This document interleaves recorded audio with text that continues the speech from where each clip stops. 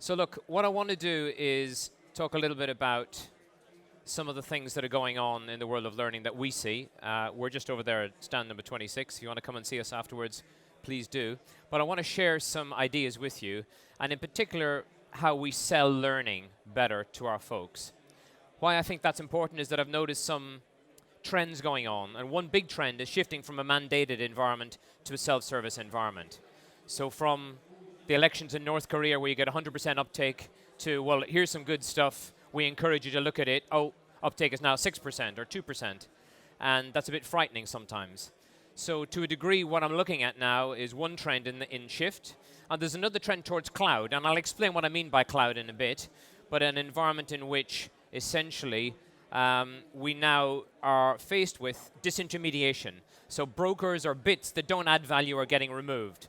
So Blockbuster went bust because Netflix took over from them. Did Blockbuster see that happening? They probably did. Clearly didn't do enough in time to get ahead of the curve. So the bricks and mortar buildings are under threat to a degree. So we're going to look at how we sell learning better to folks and give you some ideas about ways of doing that, mostly common sense, and maybe use of data to make us smarter as well. Aaron, is this picking up okay? Yeah, you'll shout out if it doesn't. I want to start with Einstein. I just want to jump right in there. Al can't be with us today, but I want to just offer two quick questions. And the left-hand one is actually really, really important because we, Skillpill, and a bunch of my colleagues and peers in the industry, are solution providers. But I want to jump back a bit, and Al says, if you have an hour, spend most of that time being really clear what the problem is. And I want to ask you a question and maybe come back to it in 20 minutes. I see the word engagement so much around here today and at the various congresses that we attend. Engagement, engagement, engagement. So if engagement is a solution, I want you to think what the problem is. Okay, now, it's not disengage. Okay, let's just move past that a little bit. Okay, if engagement really is the problem, or sorry, the solution, what is causing that? What is the underlying trends, issues, factors, elements creating a disengaged or unengaged population? Okay, and I want to come back to that because the idea might be around retailing is how do we actually energize our folks to be more engaged? Okay? So I want to look at that, and that's a question that I'm going to return to. On the right-hand side, rather grandly, I will call an epistemological break. And that's really that if we are going to come up with a genuine solution that addresses the problem on the left-hand side, we sometimes need to step outside of our frame of reference in order to deliver that. And that's a harder thing to do because necessarily we look at the world from our own point of view, our own goggles. And sometimes it becomes very transparent, and it's hard to kind of step outside that to actually realize that in part what we've been doing is being part of that problem rather than solution. So that's a harder one to factor, but I might give you some ideas around that. But all of the time we're going to look at how do we map what we do right now towards a more of a retail, elegant experience that brings our user base into it, and it gets them engaged and using our stuff better. Is that okay? Good job. Now, we don't have time here, but I could do my little Derren Brown routine on another occasion. We are digital partners with London Business School, and one of the jobs we have to do is create a digital companion for a leadership program. So shout out to me, after 6 weeks of a decent, 4.5 out of 5 rated program, after 6 weeks, what percentage of content is still in the heads of your learning population? Do you want to just shout out a percentage at me? 20%. Higher or lower than 20%? Higher. 5%. Oh, okay. 5%. Lower. 10%. Okay. So if I was going to do my Derren routine, I would write 15%, 15%. Now, and these are folks, we're duty bound here to try and make our learning work as well as possible. We're not naysayers, we're not cynical people. But that's the reality. 85% of content goes straight back out the door. And that's one of face-to-face learning's dirty secret, if you like, which is we don't really hold much stuff in our heads anymore. Now, custom program at London Business School retails at £20,000 a day, okay? So you don't need to be an actuary to work out the amount of value that's going straight back out the door. So our job working with LBS is to try and create more efficiencies in the model so that people are able to transact better with what they've paid a ton of money for. Again, going back to the idea of cloud. Cloud identifies, roots out, and removes moments of lack of value in broking, okay? So if you're not adding value, you get moved out of the way. If learning is losing 85% of its value, and we're acknowledging that, then it is under attack by cloud, but probably in a good way. Okay? Some of you may have come by cab here today and enjoyed a potentially right-wing conversation with the cab driver. Now, you will probably know that they've got to go through the knowledge to get there, which is 22,500 routes, 300 particular points of reference across London. And they're able to neurally scan the brain of a taxi driver, brave people, and they found actually the shape of the brain has actually changed as a result of all of this information that's gone in.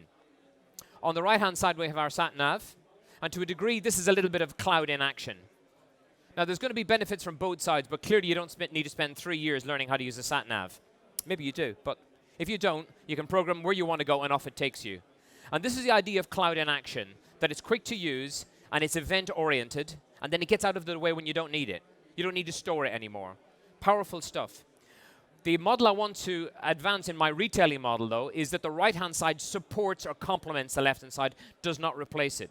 So if you've got a good management face-to-face program running, try and keep it or try and keep part of it. But then realize there's a lot of content retention decay going on, a lot of value is going straight back out the door. We need to buttress that up, make it more efficient, or we'll be found out and removed in a good way. Does that make sense? So we're going to look at a retail strategy that has got the sat-nav supporting the idea of the knowledge itself, that kind of deep-lying semantic knowledge. And what the sat-nav can do as well, better than the left-hand side, is get real-time information and course adjust. So how do we do that? I'm going to play you a fun clip. Those of you that have been in my sessions before, I see a few groupies here. In my sessions before, I always go back to this one. In moments of need, when I get stuck, I always say, what would Keanu do? Okay? This is from 1999, and this is the idea of cloud learning in action. It's slightly exaggerated, but that's what we do in training, is we exaggerate it for effect. So let's listen to this, and then it's got some core principles that I'll map into a retailing environment.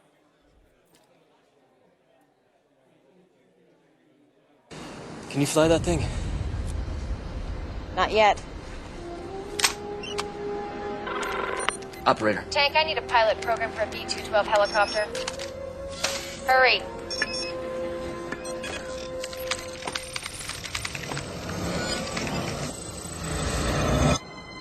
Let's go.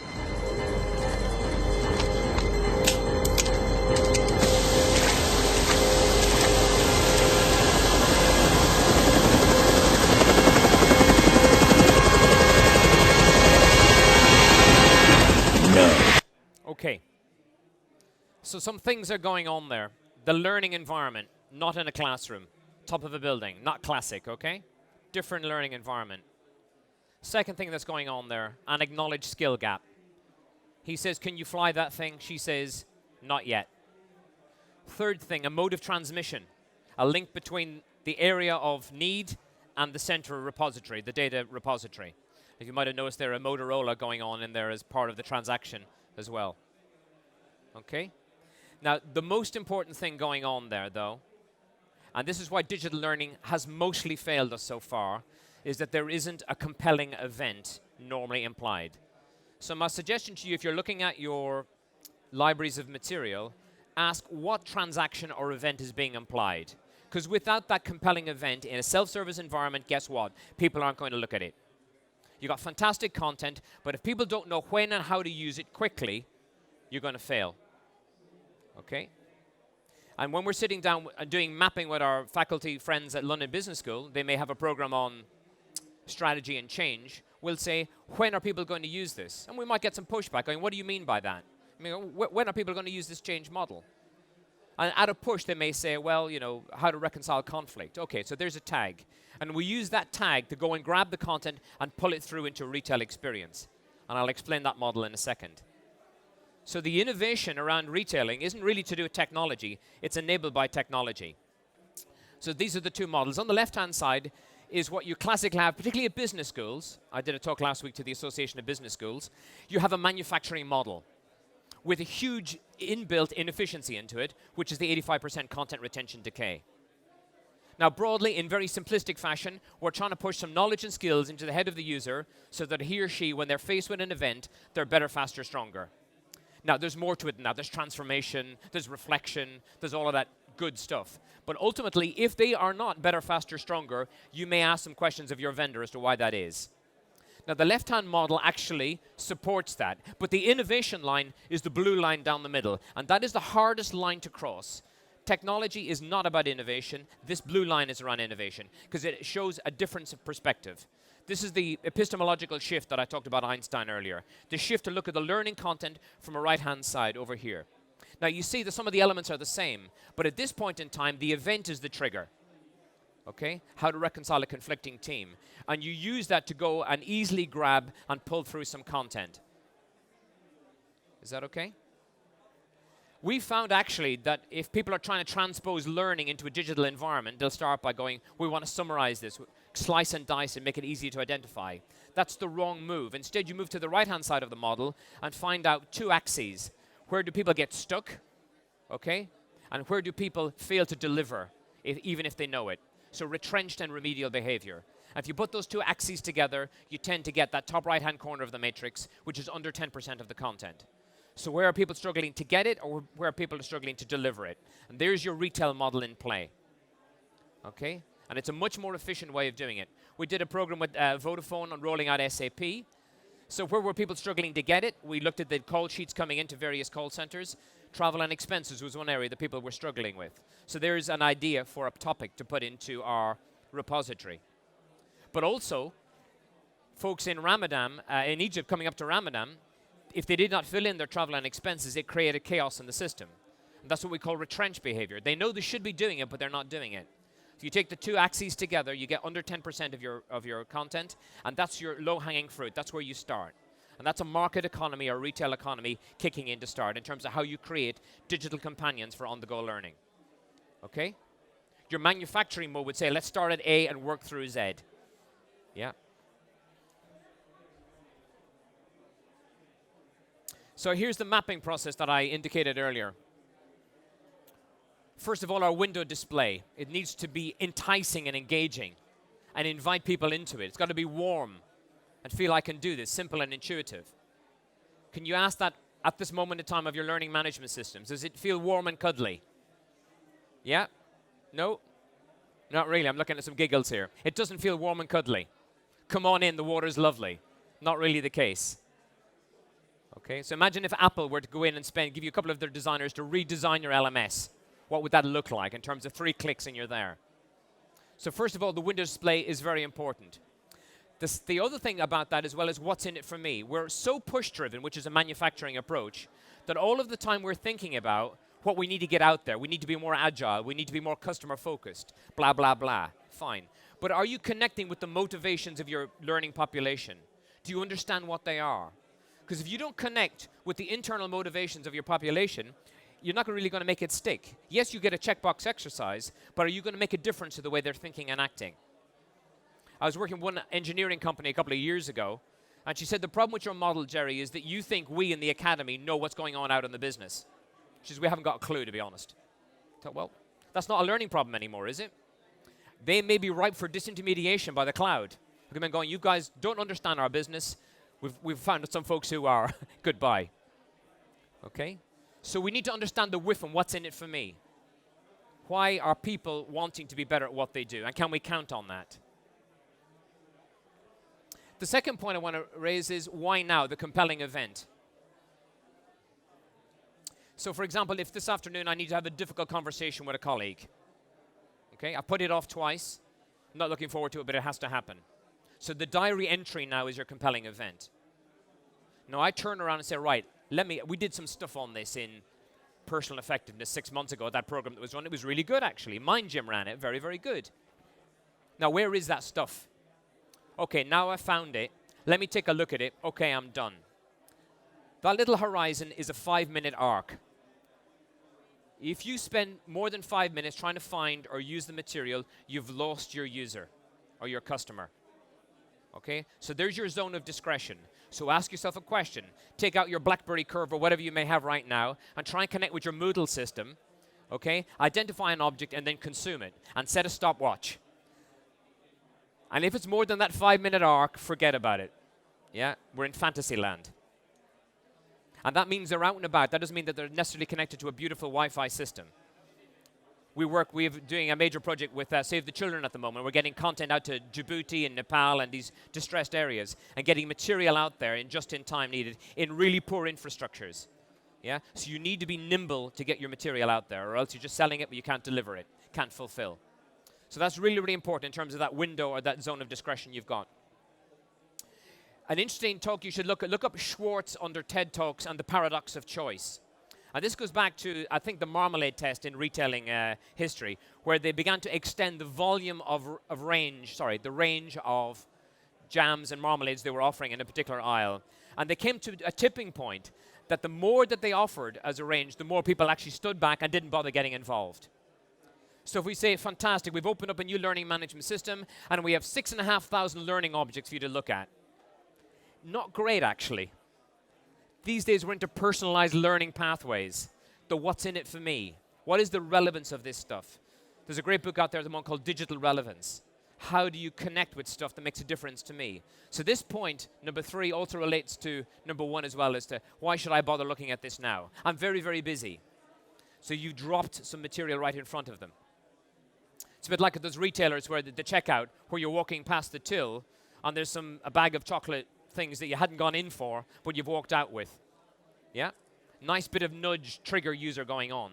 Again, this brings me to another point. The problem a lot with learning at the moment is that we are implying a considered user, somebody who prepares for stuff. Can you imagine somebody having to do a job interview? You need to sell the organization to them as well. But they're walking down the corridor trying to find the CV even before they've arrived at the lobby. That's not good preparation. They are trigger users, and increasingly the animal we're finding in the organization are trigger users. We need to get in front of them just in time, and they grab and go. If we're presuming they've got some discretionary time on their commute, I don't really think that's a reality these days. That time has already been filled and allocated. So we need to be really nimble to drop content into those little fissures between a meeting and the next meeting. When they're going down the escalator or getting into a cab, just before they meet somebody, that's when you need to drop the material in there. Now, are we nimble and agile enough strategically as well as tactically to deliver that? I'm not pretending that we at Skill Pillar are, but that's the challenge that we have to set ourselves to get ahead. Because if we don't do that, we've just got this big block of repository of content, and we go, we're not really getting the usage uptake that we wanted. Why is that? Most of the time, it isn't actually a reflection of the value of the material. Okay? Layout, identification, and access is really key. One of our clients recently got a new learning management system. It doesn't have a search function. And you're just rolling this out now? Wow. So how people are going to find stuff easily. Tagging is really, really key.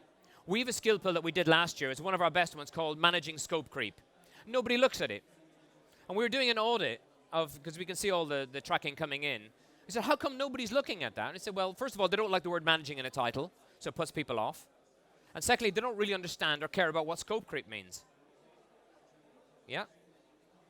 One of our most effective skill pills is called writing effective emails. It does what it says on the tin.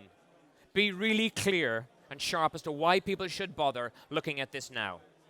In fact, we've got a new mode that if you actually hover over it or press on the thing, it actually tells you what's in it before you look at it. We're almost getting to that point. We have to pre-sell in why people should bother looking at this now. And that's the world we're in, and we're all part of that dynamic. And then this is maybe where gamification might come in. How you recognize and reward people for contributing. Maybe through leaderboards or allowing them to upload their own insights, giving them some sense of cachet or value add in how you do it. So I think for me some of the key things are people invited into a warm environment? Come on in, the water's lovely. Are you able to fulfill their need in under 5 minutes? Do you reward that effort somehow or other by some type of cachet? It doesn't necessarily need to be monetary. People aren't as motivated by money as you may think. Instead, some type of recognition that they've made the effort, they've co-contributed, co-collaborated, if you like, to the solution. I'll give you a little example of some stuff we've been doing at the school, which it has worked. Whether you like it or not, it's another matter. But here's one that was setting up a particular program for students. Hi there, I'm Professor Nigel Nicholson, and it's my pleasure to be leading you through the High Performance People Skills Programme for Leaders here at London Business School.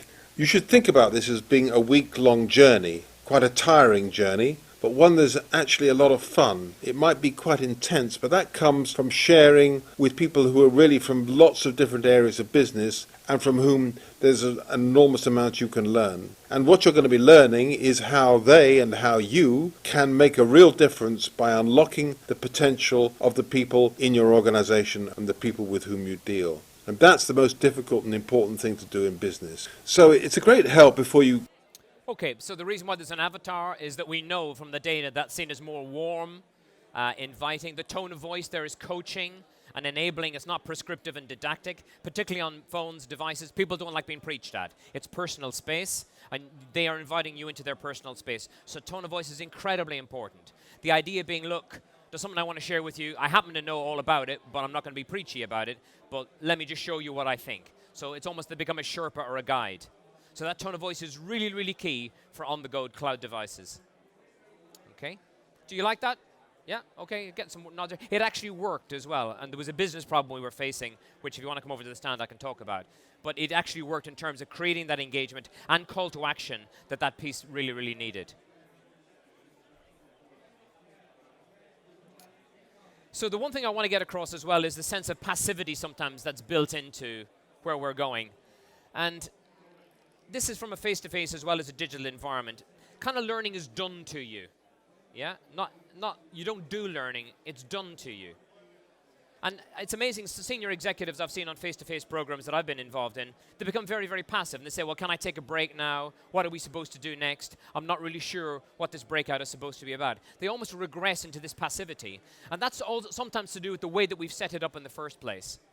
And even the Kirkpatrick model that's served us well since the 1950s and does build engagement into it fairly early on these days, still, if you look at it, learning is done to the user, not the other way around. And my contention as to why, if engagement is a solution, the problem is that the folks doing it don't feel any ownership on the content. They're an object in this pedagogic environment, right back to the world of Dickens, where there's the empty vessels to be filled with information. That was Great Expectations. Yeah, and we need to change that model, if indeed we hold on to it, which is now you're a grown-up, you're involved, you're senior, you're getting there.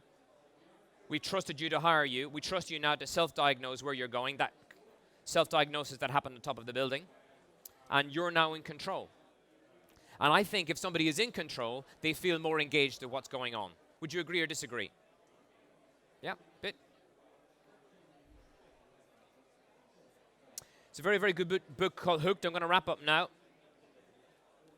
So go and have a look at this book on the right. It's very, very good. And it's around how you get under the hood of your colleagues, if you like, to understand their motivations. And they break motivation or behavior down into motivation, action, and trigger. So again, I ask you, when you're looking at some learning materials, either face-to-face or digital, ask yourself the question, this piece of material I'm looking at right now, do I really understand the motivations, or some of them, of my learning population? Am I clear what I want them to do as a result of this program? Do I really clear what the call to action is here? Okay? And am I clear about when I'm going to incite them to do this, those moments of those trigger points? Where and when are they going to use this? Because that isn't always evident as to when they're going to use this. Fantastic program on leadership or strategy or brand or trust. I feel engaged, I feel motivated, that neural elasticity is kicked in. I go back to my workspace and it's back again. Because the context is the same as it was before I left. So now can I help them keep those moments of motivation going by being clear what the call to actions are and when they're supposed to deploy them, and enable them to call down those virtual moments to help them get back in the zone, those little kick points they need to keep that energy happening. So that's a fantastic book which gets under the hood of that. And let's move past 70-20-10, for God's sake, as a tagline, and really get strategic about things rather than just having slogans, and look at how we actually understand where our learning populations are coming from. I'm going to just end with a couple of questions then. Where does this leave us? So if we shift to a retailing model, we're going to shift the questions we ask. Okay? How can I blend? Yeah, fantastic question, but ask from the left-hand side model. If you move to the right-hand side model, you don't ask how can I blend, you ask how can I enable? How can I create a buffet experience for my users to call down content quickly and elegantly in under 5 minutes? And if it's not working for them, give them a mechanism to feedback on that and act accordingly. Trust your population to self-diagnose and give you feedback on what they want to see more of and less of. just joined up common sense. But any good retailer will know there's huge amount of power in the data they collect in terms of their loyalty cards and the way that people buy and when they buy and so forth. Secondly, how can I embed? But why bother embedding when most of the content could be on your mobile device? Embedding implies a hiatus or lacuna between the moment of learning and the moment of delivery. But if you've got your sat-nav now, you don't need to have learned the route anymore. All you need to know is how to get that route. Different thing. Free up the space to call down the content to deliver against the moment. We're getting there, folks, anyway. If you look at anybody using apps, particularly youngsters coming through these days, they're already in that space. I'm just trying to apply those back into the workspace. Okay? So don't worry about embedding. Worry about enabling stuff so that people can call it down themselves. So rather than publishing content, pushing it out there, allow people to socialize and call it down. Publishing is a function of a manufacturing approach. And I understand why people do it, and I'm not trying to replace it, but I'm trying to make it more efficient by a retailing perspective, where people are able to say, hey, recommend this. This is really good. I found this really useful. Let me share that with you. Okay, and there's tons of good tools out there to allow people to do that. How can I track that old favorite? But the will to track, why are we tracking? Yeah, so that we can report back to base. Instead, why don't we get obsessed with tagging so that people can identify the right object at the right moment in time? We did a little fun project with TalkTalk last year, which was a Learning at Work week. And they tasked us to map the building with pieces of learning content.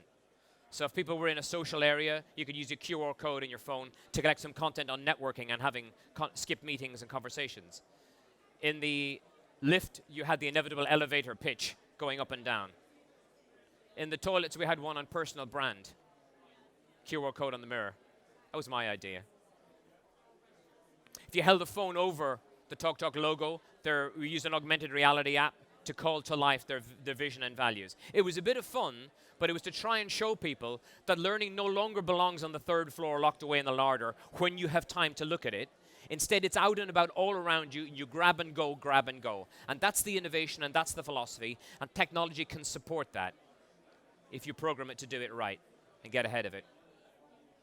So what's our role, us in the learning business? If we are going to be disintermediated by the cloud and allow people to go fetch their own content, do we have a role? Well, I suggest that we shift our stance from being brokers, i.e. broking between blocks of knowledge and our population, to being Sherpas or guides, to using our expertise to give people, to pick out the bolt holes and those key points they need to go in order to find it for themselves. So I think we still have a role, and I think it's an incredibly valuable one, but we need to get out of the way now and enable people to find their own endpoints. And that, I think, is the essence of good retailing. Invite people in, let them browse, and enable them to find what they need, and remove the pinch points that are there so they can fulfill easily. Are we good? Happy? Ended on time anyway. Got to get one for that. Okay, over on the stand, if anybody, because I know this is kind of hard to ask questions and stuff in this environment. So we're over on the stand all day if anybody wants to shout out any questions at me or wants to get a copy of the slides. So on that bombshell, thank you very much for your attention. Enjoy the rest of the show.